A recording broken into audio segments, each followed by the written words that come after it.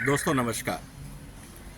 आज मैं आपसे तमिलनाडु के एक गांव से बात कर रहा हूं। मैं एक यहाँ कॉन्फ्रेंस के सिलसिले में आया था और सोचा कि क्यों ना हिंदू धर्म से संबंधित जितने भी यहाँ इम्पोर्टेंट मंदिर हैं उनके दर्शन किए जाएं। अक्सर हम देश में हिंदू धर्म और उसकी विरासत को लेकर चर्चाएं करते रहते हैं, लेकिन इम्पोर्टेंट बात यह है कि जिस तरह से चोला साम्राज्य ने और उसके बाद आने वाले साम्राज्यों ने जिस तरह से हिंदू धर्म को यहाँ पे स्थापित किया, जिस तरह से आर्किटेक्ट और इतने महान मंदिरों को बनाया, निश्चित रूप से एक वो सौभाग्य की बात है। इंटरेस्टिंग बात यह भी है दोस्तों, जिस ज़माने में इन मंदिरों की स्थापना हो रही थी, जिस स्थापत्य कला को लेकर हमारे यहाँ पे इतनी एडवांसमेंट थी, दुनिया में उस समय कई धर्म जन्म ले रहे थे और कई सभ्यताओं का पता भी नहीं था। अगर मैं ये कहूँ कि उस समय दुनिया में अमेरिका नाम का कोई देश ही नहीं था, तो सभ्यताओं की तो बात ही छोड़ दीजिए। यूरोप में भी गिने चुने लोग थे या कुछ सभ्यताएं थी। रोम में ज़रूर कुछ डेवलपमेंट था, ग्रीस में आप कुछ कह सकते हैं, लेकिन बाकी यूरोप में अगर हम ये कहें कि बंजारों की दुनिया थी। मिस्र और चीन में थोड़ा बहुत विकास हुआ था। इस महान विरासत को जो हमारे पूर्वज छोड़ के गए हैं, दुख तब होता है जब ये लगता है कि हम उसको मेंटेन भी नहीं कर पा रहे। बनाने की बात तो दूर है। अब उसके क्या कारण हैं, कौन जिम्मेवार है, मैं इस पे नहीं जाऊँगा, लेकिन एक बात तो पक्का है कि जिस देश में इतना महान काम हुआ और हमारे पूर्वजों ने इतनी मेहनत से इतने बड़े मॉन्यूमेंट्स बनाए हों और जिनकी ज़रूरत उस समय समाज ने वैज्ञानिक रूप से महसूस करी हो, सामाजिक रूप से महसूस करी हो, उसको अगर आज हम उनसे ना सीख पा रहे हैं, ना उनको मेंटेन कर पा रहे हैं, तो इससे बड़ा दुर्भाग्य और क्या हो सकता है। उदाहरण के लिए मैं चिदम्बरम मंदिर की बात करता हूँ। आलीशान 40 एकड़ से ज़्यादा क्षेत्र में फैला हुआ मंदिर है, जहाँ पे भगवान नटराज की मूर्ति है, जिसको हम शिवा का रूप मानते हैं कि एक नृत्य करते हुए शिवा की जो मूर्ति है, जिसको नटराज की मूर्ति आपने बहुत जगह देखा होगा, बहुत से घरों में उसके मॉन्यूमेंट्स के रेप्लिकास भी होंगे। लेकिन आज उस मंदिर की स्थिति क्या है? मुझे ये बताया गया कि ये एक प्राइवेट ट्रस्ट या प्राइवेट प्रॉपर्टी के रूप में इसको मेंटेन किया जा रहा है। लेकिन दुख की बात यह है दोस्तों कि क्या एक राष्ट्रीय धरोहर को कुछ लोगों के हाथ में छोड़ दिया जाना चाहिए? मैं मैनेजमेंट की बात नहीं कर रहा हूँ, मैं मेंटेनेंस की बात कर रहा हूँ। अगर चिदम्बरम टेम्पल को हम मेंटेन नहीं कर पा रहे, या जो भी वहाँ पे इस समय उसके मैनेजमेंट के जिम्मेवार लोग हैं, अगर वो उसको मेंटेन नहीं कर पा रहे, तो क्या देश को आंखें बंद करके बैठे रहना चाहिए? मुझे ये बताया गया कि उस पर एक कोर्ट केस था, बाद में उसको सुप्रीम हाई कोर्ट ने कहा कि इसको मेंटेन होना चाहिए, सुप्रीम कोर्ट ने उस पर स्टे लगा दिया। लेकिन सुप्रीम कोर्ट ने जब स्टे लगाया तो उसके लिए क्या वहाँ पे विज़िट किया गया था? ये मेरा सवाल है। सुप्रीम कोर्ट ने जिस आधार पे स्टे लगाया उसका कानूनी पहलू पे मैं नहीं जाऊँगा, लेकिन उस स्टे से मंदिर का मेंटेनेंस इम्प्रूव हुआ या ख़राब हुआ, सवाल ये है। मंदिर का मैनेजमेंट इम्प्रूव हुआ या ख़राब हुआ, सवाल ये है। क्या सुप्रीम कोर्ट के आदेश के बाद हम राष्ट्रीय धरोहर को कुछ लोगों के हवाले छोड़ देंगे? वो मैनेजमेंट पॉइंट का मुद्दा है। लेकिन क्या हिंदुस्तान में इस पूरे देश के अंदर इस विरासत को, और इस तरह की सैकड़ों विरासतें होंगी, इनके लिए क्या कोई एक अथॉरिटी नहीं बन सकती जो इसके मैनेजमेंट पे ध्यान दे? मैं ये नहीं कहता कि वहाँ जो पंडितों के परिवार है आप उनको हटा के किसी सरकारी बाबू को बैठा दो, मैं ये नहीं कह रहा हूँ। लेकिन उन परिवारों को जिनकी जिम्मेवारी है, या उन पंडितों को जिनकी जिम्मेवारी है मंदिर के मैनेजमेंट की, क्या वहाँ पे उनके सहयोग के लिए कोई अथॉरिटी नहीं बन सकती? हम टैक्स पेयर का पैसा दुनिया भर की फालतू चीज़ों में वेस्ट करते रहते हैं, लेकिन जहाँ भारत की धरोहर बचानी होती है वहाँ पे हम उसमें पॉलिटिक्स करने लग जाते हैं। क्या ये उचित है?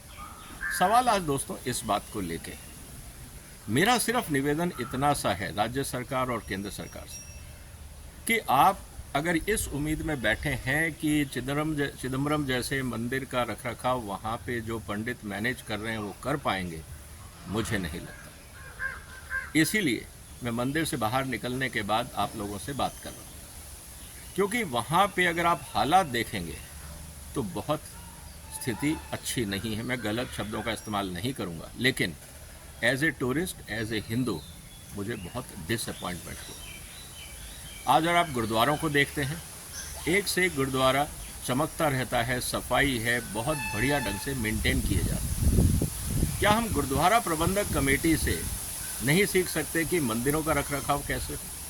क्या इसके लिए हमें कुछ अलग कॉलेज या यूनिवर्सिटी चाहिए ये सीखने के लिए? और अगर उसकी ज़रूरत है कि टेम्पल मेंटेनेंस पे एक कोर्स होना चाहिए, तो क्यों ना हो? क्या तमिलनाडु सरकार इस तरह के टेम्पल मेंटेनेंस के कोर्स नहीं बना सकती? चाहे वो शॉर्ट टर्म कोर्स ही हो, मैं डिग्री और नौकरी की बात नहीं कर रहा हूँ, मैं मेंटेनेंस की बात कर रहा हूँ। तो इस बात को हमें सोचना होगा। मैं कुछ आपको लाइव एग्जाम्पल देता हूँ। पूरे चिदम्बरम टेम्पल के अंदर 40 एकड़ का टेम्पल है, हर तरह के लोग आते हैं। वहाँ पे एक भी इंस्ट्रक्शन ऐसा नहीं है जिसको अदर देन तमिलियन, जैसे मेरे को तमिल भाषा नहीं आती, हिंदी या इंग्लिश में कहीं कोई इंस्ट्रक्शन नहीं है, तो मुझे नहीं पता कि क्या करना। वहाँ पे अगर आप लोगों से बात करते हैं तो वहाँ भी लोग शायद अदर देन तमिल कोई और भाषा में इतने फ्लुएंट नहीं है जो मेरी बात को समझ सके। तो एक टूरिस्ट के लिए इतनी बड़ी विरासत में जाके क्या सीखने को मिला अदर देन सिर्फ बिल्डिंग देखने के?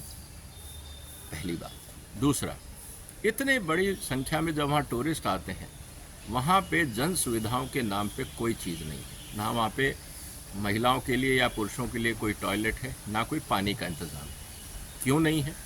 किस लिए नहीं है? सुप्रीम कोर्ट ने जब अपना आदेश दिया होगा इस मंदिर के मैनेजमेंट के लिए, तो क्या कुछ प्री कंडीशंस नहीं बनानी चाहिए कि जो भी इस तरह के बड़े मंदिरों का मेंटेनेंस करेगा, उनको किन किन बातों की सुविधाओं का इंतज़ाम करना ज़रूरी होगा?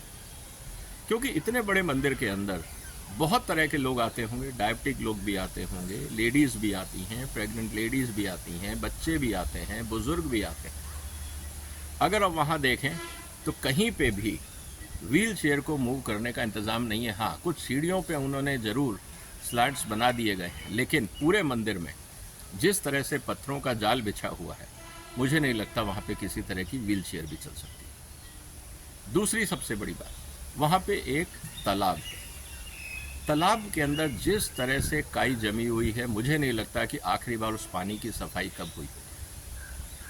अब स्थिति ये है कि अगर आप उसमें पैर डालते भी हैं, सीढ़ियों पे भी 1-1, 1.5 इंच काई जमी हुई है। मैं ये नहीं कह रहा कि इस टेम्पल की सफाई हुई या नहीं हुई, मैं ये कह रहा हूँ कि क्या ये हाइजीनिक है? जो लोग वहाँ पे स्नान करते होंगे या जिस तरह की भी पूजा पाठ करते होंगे, उस पानी का इस्तेमाल करते होंगे, क्या ये उनके स्वास्थ्य के लिए सही है? क्या आस्था के नाम पे हम लोगों को हाइजीन को कॉम्प्रोमाइज़ कर देना चाहिए? क्यों नहीं हम सफाई कर पाते? मैं मानता हूँ कि उसमें पैसा लगता है, हो सकता है कि इतना फंड मंदिर के पास नहीं हो, लेकिन क्या हिंदू समाज इस तरह की धरोहर को बचाने के लिए कोई ट्रस्ट नहीं बना सकता? क्या इस तरह के मंदिरों को मैनेज करने के लिए, मैं नहीं चाहता कि कोई सरकार इंटरफियर करे, लेकिन क्या हिंदू समाज इस तरह के सपोर्ट नहीं कर सकता? उदाहरण के लिए आज अगर हम देखें, तिरुपति मंदिर के पास बहुत पैसा है। क्या तिरुपति मंदिर बाकी मंदिरों की हेल्प नहीं कर सकता मेंटेनेंस और मैनेजमेंट को लेके?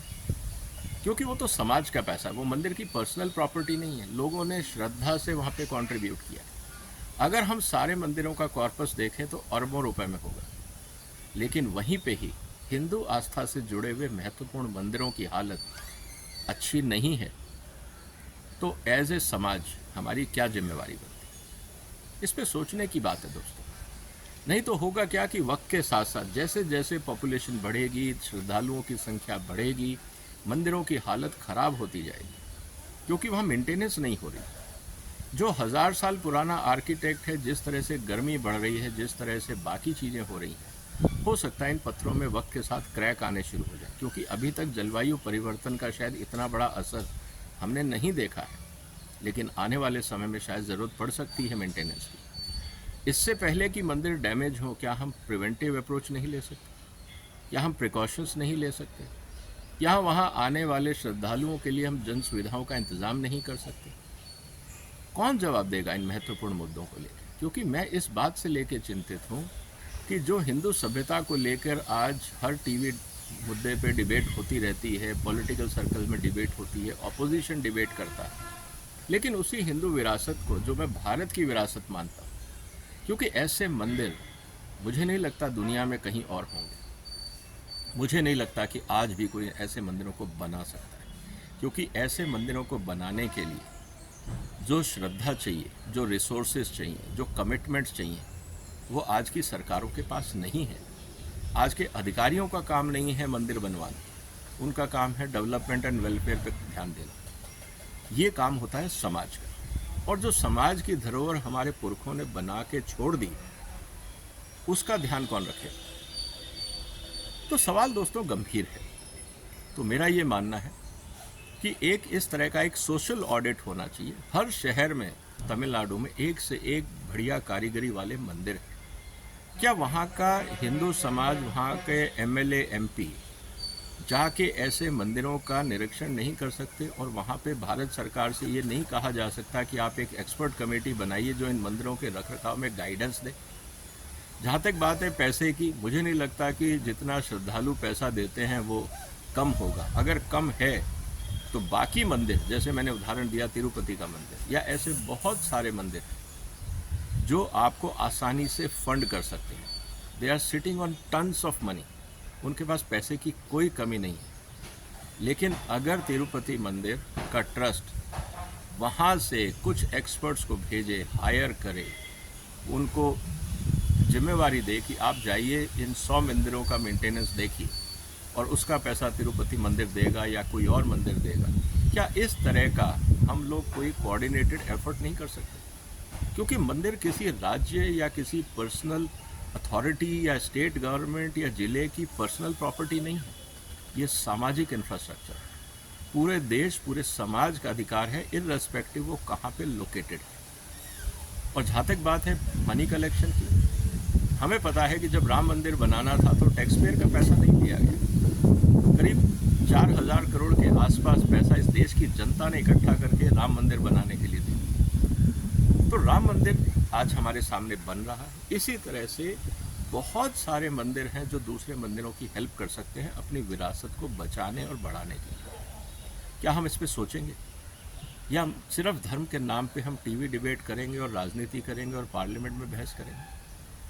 तो जो लोग हिंदू संस्कृति को बचाना चाहते हैं उनको सोचना होगा कि जो हिंदू संस्कृति की विरासत है उसको कैसे बचाएं। उम्मीद है दोस्तों आपके भी विचार होंगे इस महत्वपूर्ण मुद्दे पर। मेरा निवेदन है कि आप अपने सुझाव कमेंट बॉक्स में लिखिए और बताइए कि हिंदू धर्म की विरासत को कैसे बचाया जाए। ये जो यूनिक टेम्पल्स हैं तमिलनाडु में, इनको कैसे बचाया जाए।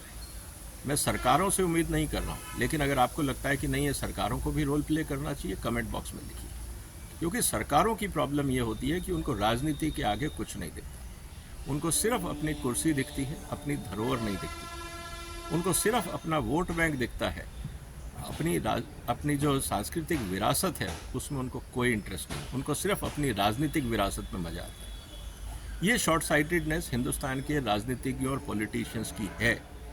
ये ट्रेजेडी है हिंदुस्तान की। लेकिन इस भरोसे क्या हिंदुस्तान रहेगा? क्या भारतीय समाज रहेगा? क्या हिंदू धर्म राजनीतिज्ञों के भरोसे बनेगा? ये आपको सोचना। मैंने सोचा कि महत्वपूर्ण मुद्दा है, आपसे चर्चा की जाए। आप अपने कमेंट्स कमेंट बॉक्स में लिखिए, इस वीडियो को शेयर करिए, इस चैनल को सब्सक्राइब करिए। फिर मुलाकात होगी एक और महत्वपूर्ण मुद्दे के साथ। तब तक मैं और मंदिरों के दर्शन करता हूँ। आप इस महत्वपूर्ण मुद्दे पे चर्चा करिए और जो मुझे देखने को मिलेगा आपके साथ शेयर करूँगा। तब तक अपना ध्यान रखिए, इस वीडियो को शेयर करिए। फिलहाल वंदे मातरम।